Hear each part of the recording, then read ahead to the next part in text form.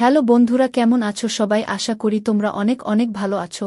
আর তোমাদের ভালোবাসায় আমি অনেক ভালো আছি, কারণ তোমরা আমাকে যে পরিমাণ ভালোবাসা দিয়েছ এবং সাপোর্ট দিয়েছ তা আমি কখনোই ভুলতে পারবো না। তাই তোমাদেরকে মজা দেওয়ার জন্য আবারও নতুন গল্প নিয়ে হাজির হলাম। গল্পটি শোনা মাত্রই আশা করি তোমাদের দাঁড়িয়ে যাবে এবং তোমরা সবাই হাতের কাজ করতে হেডফোন নিয়ে বসে যাও। যদি আমার গল্প শুনে মজা পাও তাহলে অবশ্যই আমার চ্যানেলটি সাবস্ক্রাইব করবে। তো চলো বন্ধুরা, কথা না বাড়িয়ে আসল গল্পে চলে যাই। বাবা, তুমি নীরার জন্য যে কাল একটা জামা এনেছিলে, আমাকেও তেমন একটা জামা এনে দিও। বিরক্ত চোখে একবার মেয়েটার মুখের দিকে তাকালাম। মাত্র অফিস থেকে এসে ফ্যানের নিচে বসেছি, তার মধ্যেই এসে ঢং শুরু করেছে। আমি ধমক দিয়ে বললাম, ওকে এনে দিয়েছি বলে তোকেও দিতে হবে? হিংসুটে তো ভালোই হয়েছিস। মেয়েটার চোখ দুটো ছলছল করে উঠল, মুখটা নিচু করে বলল, না মানে বাবা, আমার জামা যে দুটো আছে সেগুলো ছিঁড়ে গেছে, আর পরা যাচ্ছে না। কালকে নীরার জামাটা বেশ ভালো লেগেছিল, তাই আর কি।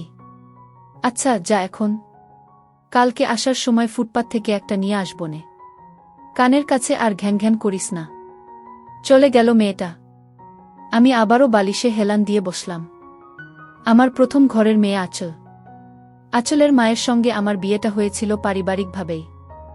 দেখতে সাধারণ একটা মেয়ে ছিল, চারুলতা, তবে মায়াবী ছিল খুব। সব দিকে সমান খেয়াল রাখত। বিয়ের 2 বছর পর আঁচল জন্ম নিল। আমার আর চারুলতার খুব আদরের মেয়ে। কিন্তু আঁচলের কপাল মন্দ। ওর জন্মের 3 বছর পরই হার্ট অ্যাটাকে মারা গেল চারুলতা। আমি হতাশায় নিমজ্জিত হয়ে গেলাম পুরোপুরি। সংসারের কিছুতেই মন ছিল না। গ্রাম থেকে মা এসে পড়ল। আসার পর থেকেই আরেকটা বিয়ের জন্য চাপ দিতে লাগল। প্রথম প্রথম আমি নাকচ করলেও পরবর্তীতে মনে হলো সত্যিই সংসারে একজন নারীর প্রয়োজন। নারী ছাড়া ঘর হয় না। আবার ছোট মেয়েটাকে একা রেখে অফিসেই বা কিভাবে যাই। অতঃপর 6 মাস পর আমি পুনরায় বিয়ে করি। নিশিতা আমার দ্বিতীয় স্ত্রী। বিয়ের প্রথম দিকে নিশিতা আঁচলকে আদর করলেও আস্তে আস্তে অবহেলা করা শুরু করে। আমি তখন প্রতিবাদ করলেও নিশিতা প্রেগন্যান্ট হওয়ার পর আর কিছুই বলিনি। নীরা হওয়ার পর প্রায় ভুলেই গেছি আঁচল নামের আরেকটা মেয়েও আমার আছে। আমি জানি নিশিতা আঁচলকে দিয়ে ঘরের সব কাজ করায়, কখনো বা একবেলা খাবার দেয় না। আমি এ নিয়ে এখন তেমন কিছু বলি না। বললে নিশিতা ক্ষেপে যায়। কি দরকার অযথা ওই মেয়েটার জন্য নিজের বউদের সঙ্গে ঝামেলা করার। খেয়ে দিয়ে ব্যাগ নিয়ে অফিসের পথে যাত্রা করাই আমার দৈনন্দিন রুটিন। অনেক অন্যায় অবিচার চোখের সামনে ঘটতে দেখলেও আমি এড়িয়ে যাই সুন্দর করে। এই যেমন সেদিন আমি টিভি দেখতে ড্রয়িং রুমে বসেছি, এমন সময় হঠাৎ দেখি নীরা একটা কাচের প্লেট ভেঙে ফেলেছে। কিন্তু নিশিতা আসতেই নীরা আঁচলের উপর দোষ চাপিয়ে দেয়। নিশিতা আঁচলের চুলের মুঠি ধরে 4-5টা থাপ্পড় দেয়। আমি একবার আগ বাড়িয়ে বললাম, আহা মেরো না, ভুল হতেই পারে। কিন্তু আসল সত্যিটা নিয়ে আর ঘাটলাম না। কথায় কথা বাড়ে। দেখতে দেখতে আঁচল আর নীরা দুজনেই বিয়ের বয়সী হল। আঁচল যেহেতু বড়, তাই স্বাভাবিকভাবেই ওর জন্য একটা উচ্চ পরিবার থেকে সম্বন্ধ এলো। কিন্তু নিশিতার মা আঁচলের পরিবর্তে নীরার জন্য বিয়ের কথা উঠাল। লোকেরা প্রথমে দোনামোনা করলেও পরে নীরাকেই নিল। ধুমধামে বিয়ে হল। লাখ লাখ টাকার আয়োজন। সঙ্গে মেয়েকে ভারী স্বর্ণের হার দিয়ে ভরে ফার্নিচার সহ পাঠিয়েছি। মেয়ে সুখেই আছে রাজরানীর মতন। আঁচলের বিয়ে নিয়ে কখনো মাথা ঘামাই না। একবার কথা তুলেছিলাম অবশ্য। নিশিতা ধমকে বলল, দেখো, আজকাল কাজের বুয়া পাওয়া চারটিখানি কথা নয়। মেয়েটা আছে যতদিন আমি একটু আরামে থাকতে পারব। হয়তো আমার বলা উচিত ছিল, সারা জীবন তো আয়েশই করে গেলে আর কত চলবে। কিন্তু না, এবারও আমি নিঃশব্দে প্রস্থান করলাম। আমার কি বলার। মাস শেষে আঁচলের হাতে হাজের 2 টাকা ধরিয়ে দিয়েই আমার দায়িত্ব শেষ। পড়াশোনা তো করছেই। আমার আবার কিসের এত চিন্তা। নিজেরটা নিজেই করতে পারবে। একদিন অফিস থেকে এসে শুনি আঁচল নাকি হোস্টেলে উঠেছে। সেখানেই নাকি খেয়ে পড়ে নিজের মতো থাকবে। নিশিতা যদিও দিন কয়েক হুতাশ করে গালিগালাজ করে মেয়েটাকে, তবে আমি কিছু বলি না। কেটে যায় বছরের পর বছর। উইকেন্ডের দিনে আমি চশমা চোখে দিয়ে আমার একটা বই খুঁজতে খুঁজতে আঁচলের জন্য বরাদ্দ করা চিলেকোঠার মতো ঘরটায় এসে গেলাম। হুট করেই আমার মনে হলো, এই ছোট কুঠুরি ঘরটায় কিভাবে দিনরাত্রি থাকত আঁচল। 2 মিনিট থাকতেই দম বন্ধ হয়ে যাচ্ছে। যাকগে, আমি বই খোঁজার জন্য ছোট টেবিলটায় হাত দিলাম। কোথা থেকে যেন ধুলোমাখা মলিন একটা পোকায় খাওয়া ডায়েরি বেরিয়ে এলো। ভ্রু কুঁচকে ডায়েরিটা হাতের মাঝে নিলাম। ডায়েরিটা খুলেই আমি যা দেখি, আমার হৃৎপিণ্ডটা কেঁপে ওঠে। রাত 11টা ছুঁই ছুঁই। রাজশাহী স্টেশনে বসে আছি। চাকরি সূত্রে ঢাকা যাচ্ছি। 2 দিনের ছুটি নিয়ে বাড়িতে আসছিলাম। অনেক বড় একটা আশা নিয়ে নিজ গ্রামে এসেছি, আর এখন খালি হাতে ফিরে যাচ্ছি। যেটা হারিয়ে ফেলেছি সেইটা বলতেই আমার খুব লজ্জা হচ্ছে। আমার মা তার ছোট ভাইয়ের কাছ থেকে অনেক বছর আগে 20,000 টাকা নিয়েছিল। তার বিনিময়ে মামা আমাদের একটা জমি দখলে নেয়। অভাবের কারণে টাকাটা পরিশোধ করতে পারিনি। তাই আর জমি সারানো হলো না। একসময় মা চলে গেল, উনার চিকিৎসা করতে আমাদের বাড়িটা বিক্রি করা হয়। জমি বলতে মামা যতটুকু নিয়েছে ওইটুকু থাকে। মাঝখানে অনেকটা বছর পার হওয়ার পর আসছিলাম 20,000 টাকা নিয়ে জমিটা ছাড়িয়ে নিয়ে নিজ গ্রামে থাকব, কিন্তু মামা দিতে নারাজ। আমিও আর জোর করিনি। হাসিমুখে চলে আসি। আমার যেহেতু কোনো সাপোর্ট নেই, তাই মামার সাথে যুদ্ধ ঘোষণা করা বৃথা। এখন স্টেশনে বসে ভাবছি ঢাকায় গিয়ে সেই একই কাজ করতে হবে। সেই পিয়নের চাকরি, তাতে কিছু বেতন, খাওয়া খরচা চলে। একা মানুষ, খরচ কম হওয়ায় কিছু টাকা জমাতে পেরেছি। আর সেইটা নিয়ে বুকে আশাও বেঁধেছিলাম যে গ্রামে থাকব। সেটা তো আর হলো না। এক বস্তা হতাশা নিয়ে শহুরে জীবনে ফিরছি। আর চাকরির কথা কি বলব, এসএসসি এর সার্টিফিকেট আছে, আর এদিকে কিছুদিন ডিগ্রিও পড়েছিলাম। তারপর পারিবারিক অভাবের কারণে লেখাপড়ার দরজা সেখানেই বন্ধ। তবে একটা পড়া এখনও চালু রয়েছে, সেটা হলো মানুষকে পড়া, মানুষকে বোঝা। এই সাবজেক্ট পাস মার্ক তোলাই বেশ কঠিন। বিচিত্র রকম মানুষ সব এই পৃথিবীতে, যাদের চেনা খুবই দুষ্কর। আমি কথাগুলো ভাবছিলাম আমার সামনে বসে থাকা কিছু মানুষের দিকে তাকিয়ে। তারা অনেকটা দূরে ছিল, তাই তাদের চেহারা আবছা দেখছিলাম। আর তখনই খেয়া করলাম কেউ একজন আমার দিকে এগিয়ে আসছে। আবছা আবছা ভাবেই মনে হচ্ছিল ইয়াং কোনো মেয়ে। মেয়েটা এসে আমার সামনে দাঁড়ালো। এবার আমার চোখের আবছা ভাবটা ছাড়ল। আমি এক পলক মেয়েটাকে দেখে নিলাম। বাহ, মেয়েটা তো বেশ সুন্দরী। শুধু সুন্দরী বললে কম হবে, একটু বেশি সুন্দরী। তবে তার আধুনিক ড্রেস এর সাথে তার সৌন্দর্যের কোনো ম্যাচ করছে না। আমি আবার ভাবনাতে চলে গেলাম হঠাৎ। এই কি সমস্যা আপনার? মেয়েটা ধমক দিল। ভাবনা থেকে বেরিয়ে এসে স্বাভাবিকভাবেই বললাম, কোনো সমস্যা নেই তো। আমার দিকে একভাবে তাকিয়েছিলেন যে। পছন্দ হয়েছে? প্রশ্ন শুনে তো গলা শুকিয়ে কাঠ হয়ে গেছে। একে তো মেয়ে, তারপর উপর এত সুন্দরী মেয়ে, আর অদ্ভুত প্রশ্ন। আমি আমতা আমতা করে বলেই ফেললাম, না, আমি কি না। মেয়েটি পছন্দ হয়নি তো তাকিয়েছিলেন কেন? আমার ফেসটা হয়তো ওইদিকে ছিল, কিন্তু দৃষ্টি অন্যদিকে দিয়েছিলাম। নেকা মুখের উপর বলে পছন্দ হয়নি। কি নাম আপনার? শুভ। আমি ইরা। আর আপনাকে চেনা চেনা লাগছে, তাই নামটা জিজ্ঞাসা করলাম। ওহ।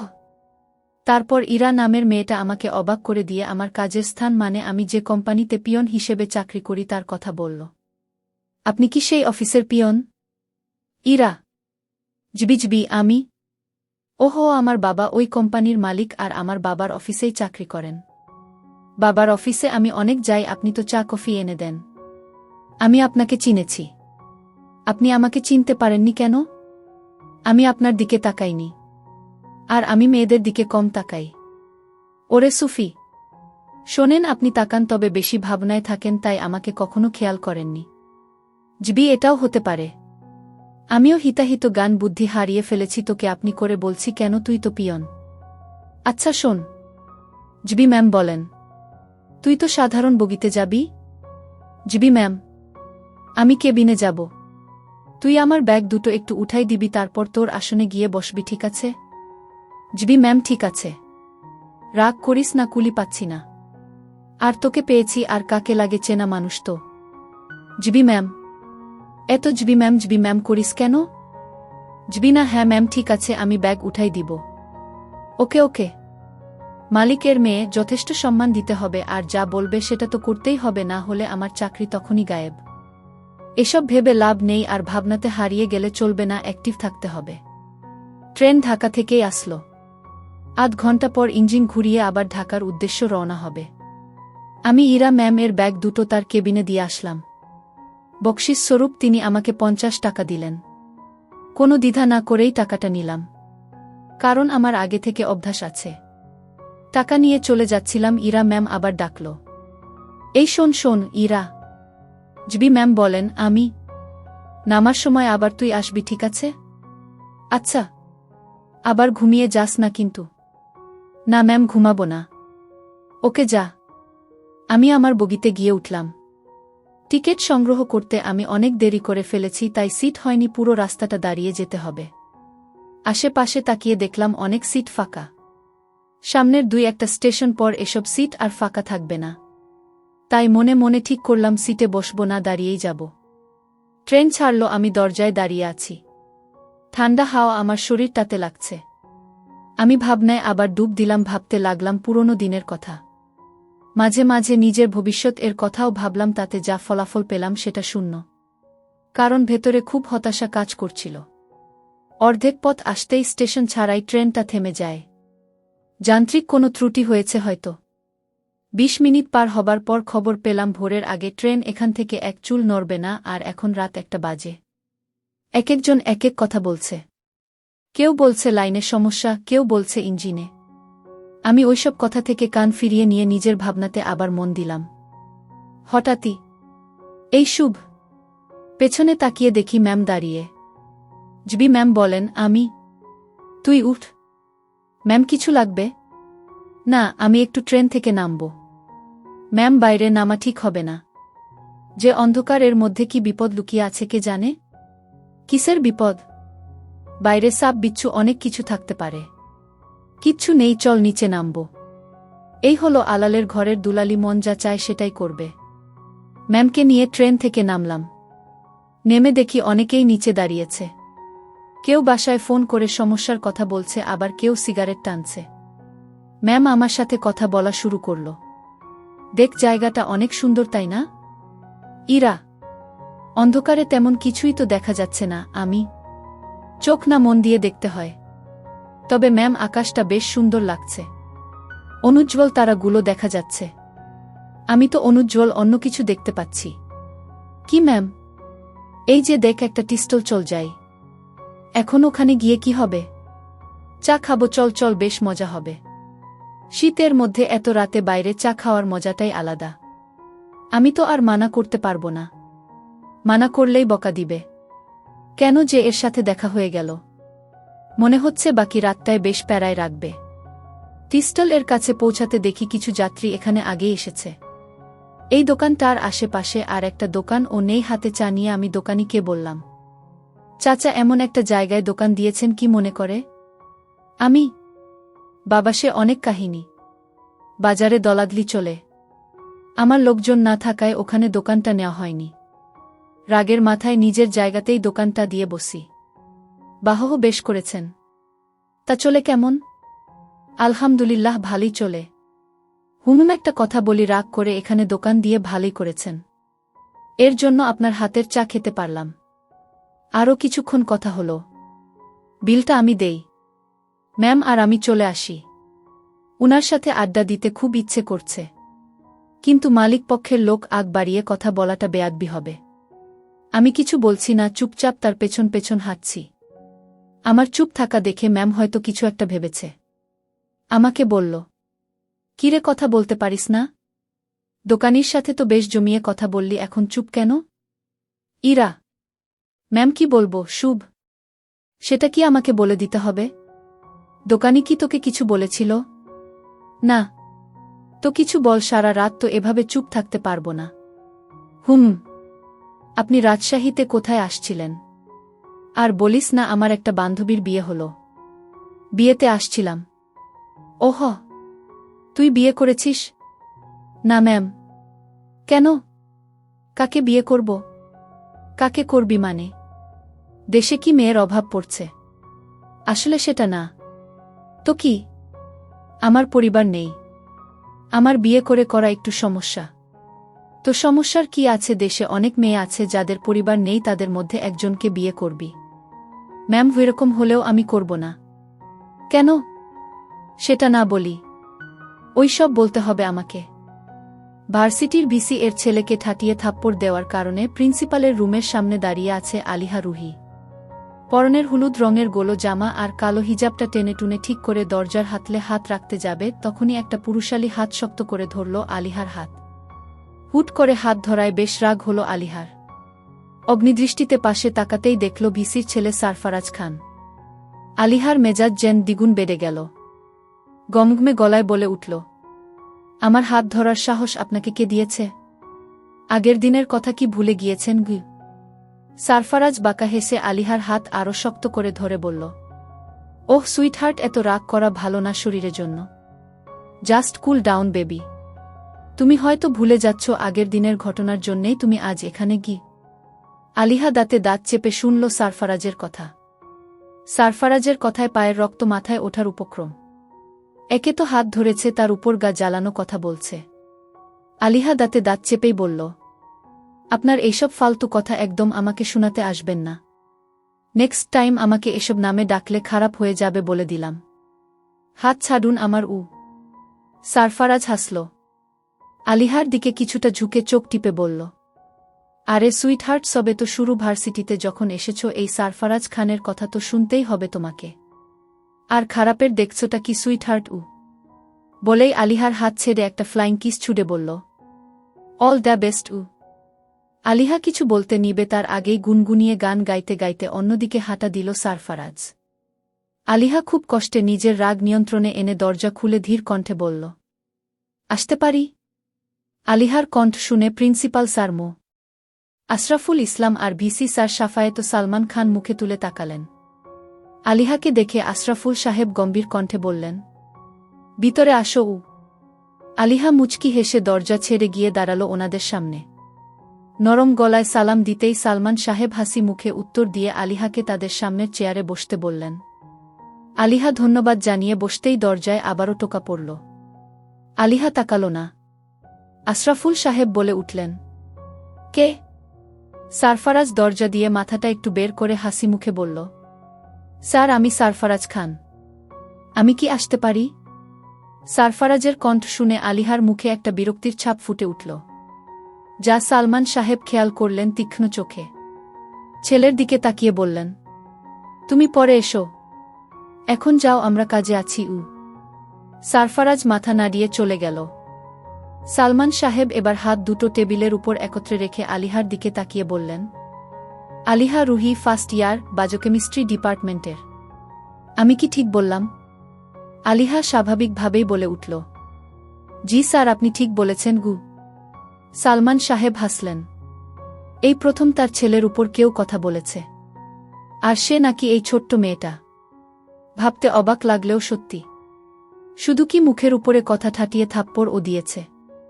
সেই মেয়েকে দেখার জন্যেই তো কাল রাত থেকে এত অপেক্ষা। সালমান সাহেব গলা খাকারি দিয়ে বলে উঠলেন, তা কাল কি হয়েছিল খুলে বলো তো। আমি সবটা শুনতে চাই। আলিহার মাঝে যেন কোনো ভয় নেই, কারণ সে জানে সে ভুল কিছু করেনি। ছোট থেকেই মেয়েটার ভয় কম।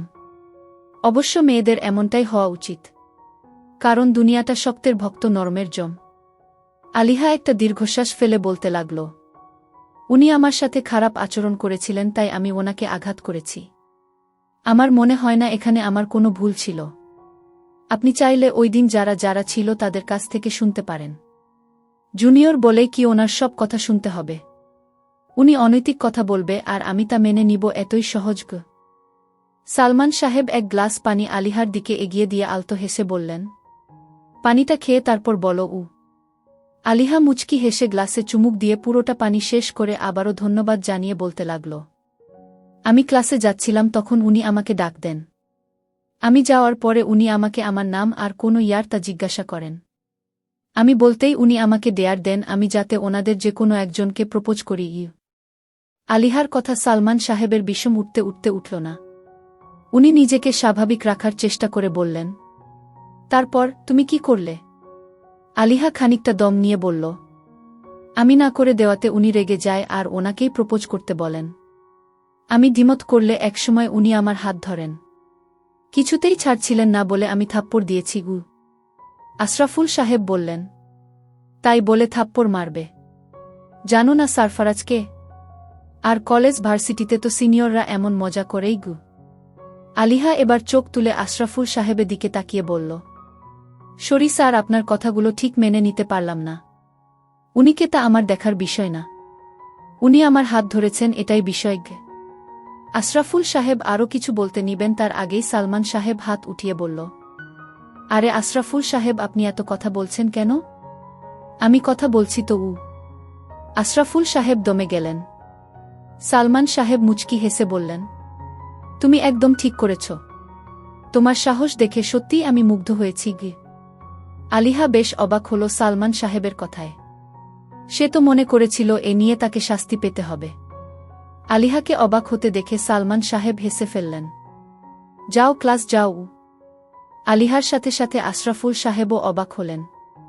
আলিহা বাকরুদ্ধ হয়ে রুম থেকে বের হয়ে আসতেই দেখল সারফারাজ আর ওর বন্ধুরা বাহিরে দাঁড়িয়ে আছে। সারফারাজের ছেলে বন্ধুর তুলনায় মেয়েদের সংখ্যাই বেশি, যা আরও বিরক্তিকর লাগে আলিহার।